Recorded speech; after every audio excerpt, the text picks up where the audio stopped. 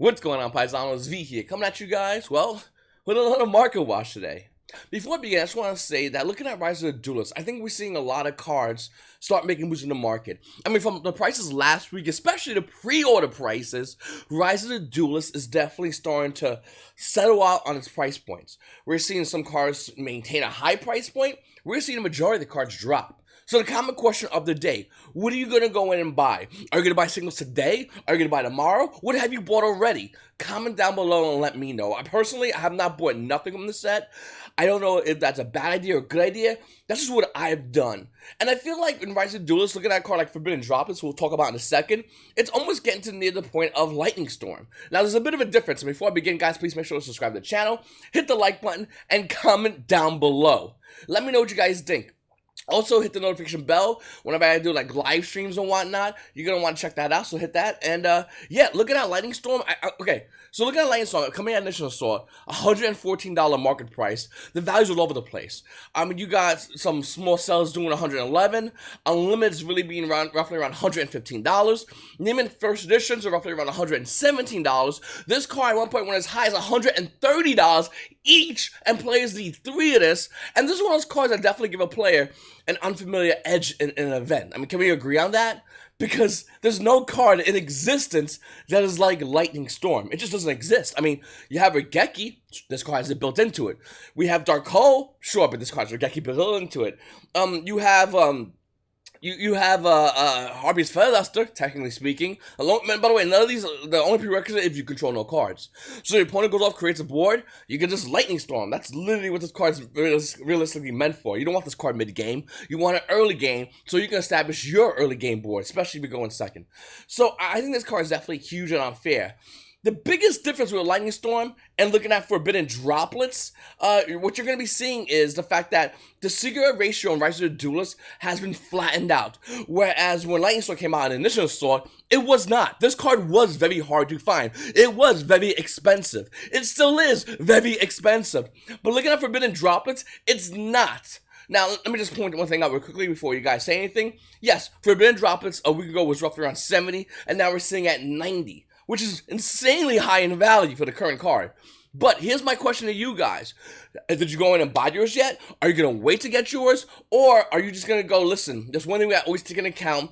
Rise of the Duelist with the new flattening of the secret rares within the set will hopefully lower the value of Forbidden Droplets. Are you going to be going in and buying it now because there's a chance it can go higher? I don't know if it can. That's the thing. Like, that's the one thing that we always have to have a conversation about. Can this go higher? I don't think it can. I'm going to bet it can. Worse is worse, it goes to 120. I spent 20 bucks extra on a copy of the card. It sucks. But if it goes down, let's be honest, it's going to go down fast.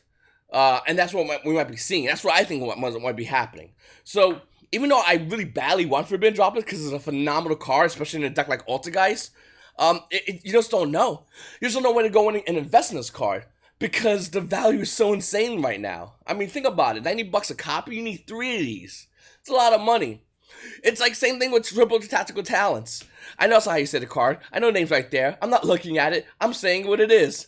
3T's current price point is roughly around $64. With a market price of roughly around $69, the card last week was roughly around $75. This is what I'm talking about. This card's needed as a 3-up just as much as Forbidden Droplet. I personally think Droplet is definitely starting to appeal more to the competitive market, competitive players. And that's why they like that card over triple tactical talents. But this card's good as well. A triple T is literally say, I'm doing my combo. You activate any hand trap? Alright, I can either confiscation you, which means I can just activate 3 T's and take the other hand trap out of your hand, or I can just pot of greed, draw 2 more cards, and continue my combo with new resources which you gave me by negating 1 play. It's insane. And I think 3 T's is going to definitely, the reaction of 3 T's on the competitive market will be cards like Infinite Impermanence rising in value, because you can still imperm under this card. It's not a monster effect, so that works. So that might be a reactionary in the market, so keep an eye out for that. I checked Impermanence, that hasn't really spiked substantially yet, but the minute we see more meta decks come out with 3 T's in their decks with its main or side, I think that's what's going to happen. Yu-Gi-Oh! Players are going to try to refrain from playing as many hand traps, except one, which I'll get to the end of this video. Up next, guys, look at the rest of the stuff. Nadia Servant was 71, it's down 69. It's gonna be an expensive card, probably the most expensive version of the Dogmatika cards, but it's still gonna go down in value, and we're seeing that already. The rest of the Dogmatika cards are going down in value. Words are really hard to say nowadays, boys. They're also going down in value. Of course they are. I mean, that's the thing with like having like a deck core within a set. You're not gonna have the entire deck core be insanely expensive. You're gonna get one, two, and $10 card maybe. So that's what we're seeing here. We're seeing the whole Dogmatic core kind of even itself out. As Yu-Gi-Oh players crack open Rise of Duelist, not every Yu-Gi-Oh player wants Dogmatika. They obviously want Forbidden Droplet, Triple Tactical Talents, and maybe even a Starlight Rare, which is a huge value that they can sell and recoup their investment. So this is what we're seeing here. And it makes perfect sense to see these cards actually go down in value. Seeing Shadow Schism go up in value is kind of hilarious. I mean, the deck doesn't need that many. It's a good card, but like, okay, that's a thing. Anyway, up next, No Material. So, throughout this past weekend, I watched a lot of videos and had a lot of conversations with a lot of other Yu-Gi-Oh players. And one thing that stands out to me is No Material, and how nobody's looking at the card right now. No Material, the current $17 market price right now is roughly around $12 unlimited. If you're going to first edition version, it's roughly around $14. It did come in Dark Neostorm. It can get reprinted. I think that's why we're not seeing a substantial spike yet of the card. But if this card misses the reprint train, this card's going to hit some crazy numbers. Why? Because this card's really good in the new meta. Really good in the current meta. And it's a card that a lot of Yu-Gi-Oh players aren't looking into. It forces Yu-Gi-Oh players that play combo decks, which are probably the predominant deck of the meta, to rethink their entire play. Not necessarily negate a play. No. Just point at a monster and go, okay, now that guy can't move. Continue your play. Basically. I mean, we could talk about, whatever, it affects, not attributing, fusion, synchro, XC, link, all that stuff, but like, you just point at a monster and you go, that guy can't do anything. Continue your turn. And a lot of players, especially a lot of players, who are still working on what they want to play, even more importantly, post-Banlist, is going to have a huge issue with this card. So this card, at one point, was like $38, and everyone's like, it's going to go higher. It didn't. It went back down to value. It's still relatively low in value. And now we're at the point we're at a crossroads with No Material, because I do think this card has a possible chance of seeing play, especially in the side deck moving forward for competitive Yu-Gi-Oh players. The crossroad is if that gets printed in Megatins. If that does not get reprinted in Megatins, the value is going to go insanely high for No Material. Up next, Super Quantum Red Layer. Just a good card. I mean, you got the OTS version being roughly around $4. And then you got the original print, Ultra Rare, being at least $8. And to be honest with you, this is a card that's being used in Infernobles. It's another extender in the deck. That's why it's so high. So if you have a OTS Pack 10 common version, yeah, that common's not worth $4. Sell it. Let's be real. Like, sell. Can I just give you guys my take as far as the meta right now? I'm just going to pause real quickly. Actually, no, I'll tell you what. I'll wait to the end of this video, and I'll give you my take on the current meta, and my take on the new meta post-ban. So I have a really hot take on that. Okay, so up next, guys, Infernoble Knights. Let's talk about them. Because a lot of people think they are the best deck. Or a lot of people think they are, one of the best decks. And I can agree to an extent on one of the best decks, but if you look at this deck and think it's the best deck, I just think you're wrong. I just think you're 100% wrong. Infernoble Knight Renaud's roughly around $30, came out of Toon Chaos. And then you got the Ultra Rare, Roland. He's like $3 to $4. He came out of Toon Chaos. And then the Rise of Duels versions are just like dirt cheap. Konami, you really could have just like promoted this more. I mean, I'm not a big fan of getting rarity bumps as far as certain cards, like Infernoble Knights. But we can see one of these cards been a secret rare in the new set. But you're like, you know what? We need more secret rare Dogmatika cards. Someone raises a hand, like, what about Infernoble Knights? No. That guy becomes janitor. He gets promoted to janitor. Up next, guys, Immortal Phoenix Gear Free, another card coming out of Toon Chaos that's being used in Infernoble Knights. The card has this is the collector's rare, by the way. It's $136 current market price, and the card realistically is $131. I mean, up to $136. It's not really spiking, so I'm trying to point out here. Now, that's for the Toon Chaos version. I'm standing up, so it's a little bit hard to do. Let me second do. There we go. Now, for the regular version of Immortal Phoenix Gear Free, you need this card if you're looking to play for Infernoble Knights. The Ultra Rare version of this card, which at one point was relatively low, coming out to Chaos with a $27 market price and stabilizing roughly around $27 to $28. This card's in limbo, and if you have this card and you're not looking to play Infernoble Knights, sell this card. Just get rid of it. I will tell you at the end of the video why I don't think Infernoble Knights are the best deck, but I just want to really point out the fact that this card is insanely expensive because everybody's excited about Infernoble Knights. This card's a lot of money because everyone thinks Infernoble Knights is going to be the long-term game plan, in which I don't think they're seeing the full measure of how the meta is going to form out into. Then we got Neospatial Aqua Dolphin Ultimate Rare, another card being used in Infernoble Knights. This is the Ultimate Rare. I pointed this out. This card was relatively inexpensive not too long ago. For the Ultimate Rare, I think it was like 20-something bucks, I believe. I could be wrong. Market watch. You can check my previous market watches, in which I pointed this card out. I said, nobody's looking at this card, but you need it for Infernoble Knights. Looking at it, Neospatial Aqua Dolphin Ultimate Rare coming out of Power the Duelist with a $37 market price. Yeah, no, it's not that. It's lightning play first edition, roughly around $160. If you want near mint, it's $270 for the Dolphin. What Dolphin gets much love in anything other than Neospatial Aqua Dolphin? Nobody. Up next, I bet Angel Ben 10 is starting to increase in value. I mean, you got the common version coming out of Sister Rose as a quarter. You got the super rare coming out of Duelist Pack Dimensional Gardens, it's about $2. But if you want the secret rare, so I bet Angel Ben 10 coming out of Dragons Legends Unleashed with a $7 market price, it's actually about $6 to almost near $7 for this card. This card really, really came out of nowhere and spiked up in value. This card was always a low-valued card. And despite them, and now we're looking at it right now, I definitely missed a beat on this card. But it's still a really good card that's good for value-wise. Do you keep it? Do you sell it? I don't know. And then we have Chaos Emperor Dragon. Chaos Emperor, the Dragon of Armageddon. Because someone's going to be typing V. No, it's actually the wrong. I get it. The words are right here. I just don't read them properly. Listen. Chaos Dragon, the Dragon of Armageddon. Coming out of Bowser Legends Armageddon with a $29 market price. Is $28. 25 plus shipping. About $28 for Chaos Dragon and Dragon Armageddon. Why is this card going down, you might ask? Well, the card's a one-of. That's first of all. Let's just clear the air on this card. This card's on a 3-of any deck. It's a one-of in the decks that can facilitate this card. Currently, there are no decks that can facilitate this card. Ergo, the value declines. Here's the thing about this card. I pointed out, I think, in my live stream not too long ago. This card reminds me a lot like Minerva. Remember Minerva when it first came out? Everyone's like, oh, I need Minerva. If you guys weren't there it was Yu-Gi-Oh! Nationals, I think in Chicago.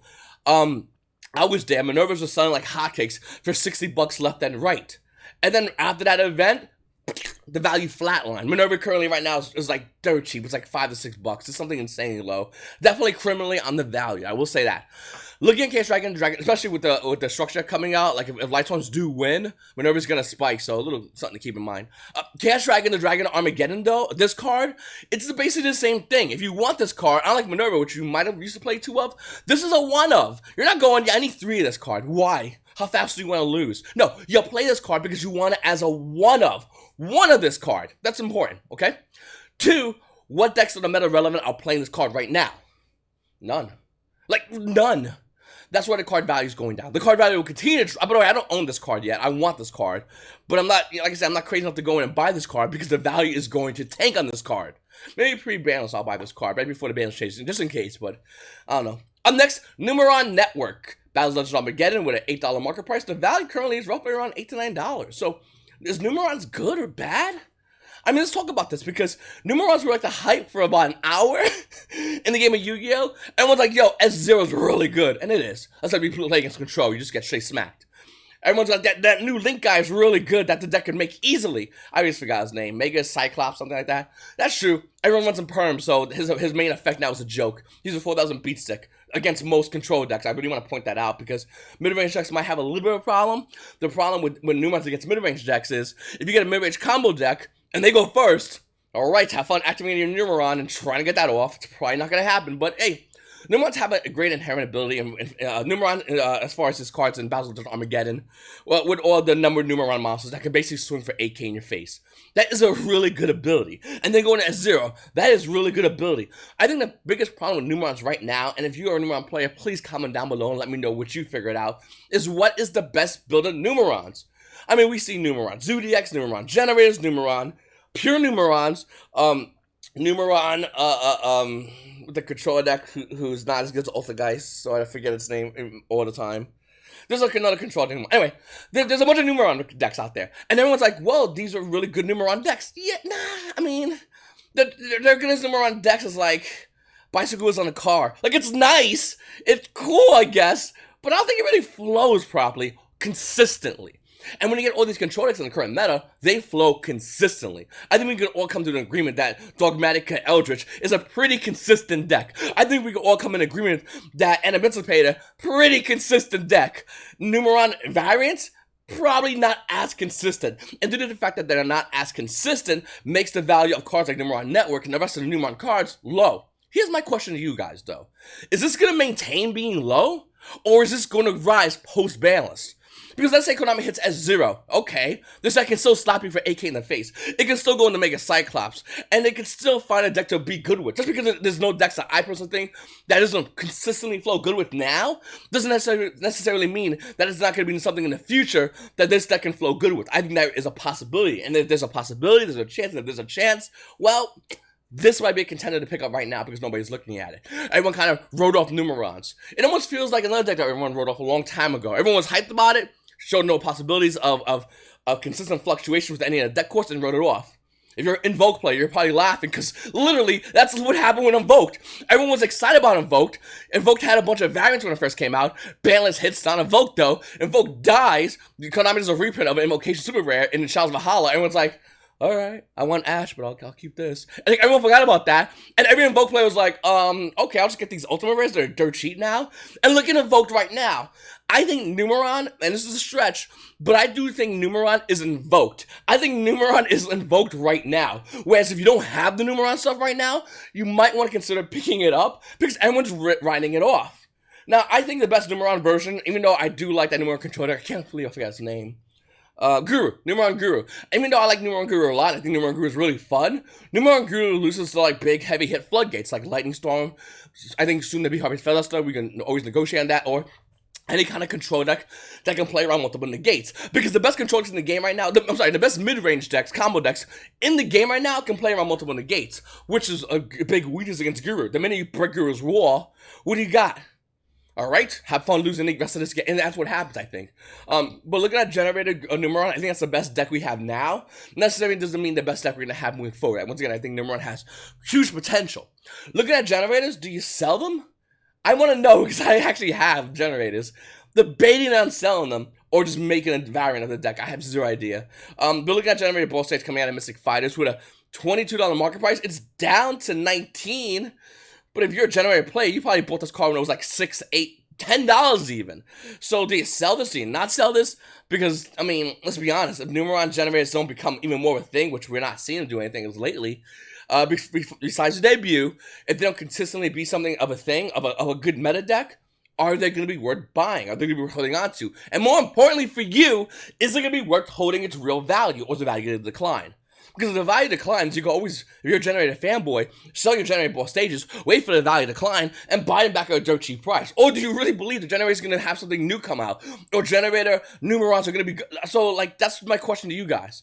I really don't know. I'm kind of leaning towards getting rid of my ball stages, though. Then we have Pot of Eyes coming out of OTS 1 Pack 11. Throwing it out there, boys. The value is going to hit some dumb numbers on Ultimate Rare Pot of Eyes. Pot of Eyes currently holding a $79 market price. Is anything but that. It's currently roughly around $92 to almost $95 for Pot of Eyes Ultimate Rare. Why, you say? Because it's Pot of Eyes. The card is so good. And I think Pot of Eyes leaves credence to a deck like Ultigeist. Remember in the beginning of the video, I think Ultigeist is going to be one of the best decks. Let's talk about it for a quick second, okay? If you're not an Ultigeist fanboy, you really want to stay in for this part. Because if you hate Ultigeist, you're going to want to know why I think they're going to be the best deck, and why you should be worried about them. What are you doing to stop them? So let's go over a couple of facts. First of all, I have an Ultigeist deck list. I'll open this channel soon. But more importantly, looking at Ultigeist right now, Konami releasing Multi-Faker 3 has been a huge deal that a lot of players have not cared about because multiple negate decks means they can play through multiple walls. With the upcoming Banlist, I think the biggest hits are going to be, and we can always negotiate on this once again, the mid-range combo decks. They're going to get slammed in this Banlist. They're going to get slammed in many ways. It could be directly by hitting certain cards within their decks, or it could be indirectly by hitting certain cards like, unlocking certain cards like, Max C. Max C coming off the bans would be huge against combo decks, mid-range decks. And whether you agree or disagree, I think it's inconsequential because this card goes to 3, your huge combo play that you're going to do, okay, does nothing. If I Max C you and you triple tactics talent me, sure, you have a chance of drawing 2 cards, you have a chance of getting confiscation, I have a chance of going Nibiru on your ass. And that's a big deal. Because the fact that Max C can play around 3 Ts is not only a problem for players, but even more so a problem because you know that players that are playing 3 Ts are not playing Cold by the Grave. Why are they not playing Cold by the Grave? Because they don't want you to stop your hand trap. They want you to hand trap. They're going to just benefit off it and continue their combo. That's the ideology of a player playing 3 Ts over Cold by the Grave. So with that said, if you know your Maxi is going to get thrown, is going to go off against a comboed player, what are they going to do? Are they going to continue combo and run the risk of getting hit by Nibiru and permanents, all these broken cards that they're going to draw into? Or are they going to stop their play, slow down, and reevaluate the situation? Because let's be honest, right now, the best decks in the game, and have been for a long while, despite Konami trying to maintain ways to slow it down, has been mid-range combo decks. Konami bringing back Multi-Figure to 3 wasn't because they just love Ultra Guys so much. They brought Figure back to 3 to calm down, all these heavy combo decks, which it's not doing. And it's not doing that because the Banlist is still not there yet. That's one. Number two, Ultra is getting a new card soon. And I think, if I had to guess, it's going to be in the Gold set. And even though I hate Gold, that card's really good. And I'll take a Gold. I'll take a Premium Gold. I'll take a Goofy Premium Gold Common, whatever version of that new Ultra card. If you guys know what it is, comment down below the effects. I just know off the top of my head. All I know is it's insanely broken. If Ultra do not get touched by the Banlist, they will be the best deck to fight against the current meta. If you have a broken mid-range deck, you now have to deal with Ultra just going off first turn on you. Ultra becomes more aggressive as a control deck, which gives them the edge that they need in the current meta. I think if Ultra not touched by the Banlist, they will be one of the best decks in the meta. I think Ultra not only being touched by Banlist being the best decks in the meta, but they're one of the best decks as your decks if you're looking to play maybe Eldritch and Emancipators, to definitely Emancipators, and for Infernoble Knight, especially if you're playing any Numeron deck. Like, you already lose to Ultra but now you lose harder. Like, it's not even fair. I think all these kind of decks do have a struggle against Ultra Right now, they kind of do, but not necessarily consistently. I think that's the issue with Ultra versus the meta. So I personally think Ultra is going to be one of the best decks of the meta. I think the best Ultra build, in my opinion, by the way, and I'll talk more about this in my Dogmatika file, is a 2 Desires, 2 Duality Ultra I think Powder Extravagance Ultra is the worst way to go right now due to the fact that we have 3 Multi-Faker. But yeah, I'm just going to say it real quickly, guys. If Ultra does not get touched by the Banlist, it's going to be one of the best decks. The question is, what are you going to do with that information? And more importantly, the question is, if you, let's say you go V, you're wrong, that information, are you still going to worry about Ultra It can be an issue for you. That's important. And looking at these cards, looking at the current game state, looking at the current meta, if Maxi does not come off the Banlist, does that still necessarily mean that your deck's not going to get hit with the Banlist? I don't think it's, I think it's a very naive approach. Once again, if you're playing Emancipators, that's going to be an issue for you, because Block Dragon being hit will be an issue. Let's be real. So, going off of what's the best decks in the meta, I'm going to put all the guys as 1 and tier 1 decks. For now, depending on what's on the Banlist, we can always change that. Number 2 is going to be Eldritch. Eldritch variants. I'm going to think Eldritch Dogmatika, being the fact that Konami's not going to hit Dogmatika, being the fact that Konami wants not to hit Eldritch to go to Lord, because he's going to get reprinted in the gold set. So I think Eldritch or Dogmatika is an insanely safe bet. And as far as like a third pick, I don't know. That's a toss-up. There's a lot of great decks in the meta right now. I ideally want to say a Numeron variant. The problem with saying a Numeron variant is we don't have the other part of that variant consistently. Once again, you can say Emancipators, but we just say Block Dragon and you put your head down. Unless your Block Dragon gets limited, then you're kind of good to go. You'll be tier 1, I believe, still. And then as far as Infernoble Knights, yeah, they're a good deck, don't get me wrong, but the problem with Infernoble Knights is you're a Glass Chin deck. If your Glass Chin is touch, you're basically screwed. If your Glass Chin is not touch, you're a clean player. But post-Banlist, with the hitting of Smoke Grenade and Time Thief, I think it does hurt the deck a bit. And I think everyone's saying it doesn't. It's just being disingenuous because that card's insane. The card works so good with your deck. But looking at the current the way the deck plays, especially this past weekend, looking online and watching players play the deck, it's a very difficult deck to play and can definitely lose to a set of criteria, meaning a set amount of cards to stop it, like hand traps, or even going second, which for Noble Knights, no matter what they say, have a huge problem against the current meta. Anyway, Paisanos, I really appreciate you guys watching my videos. Please make sure to subscribe if you haven't subscribed already. Hit the like button, comment down below. If I'm wrong, tell me! And if I'm right, we all know it. It's your boy V, and you Paisanos have a great day.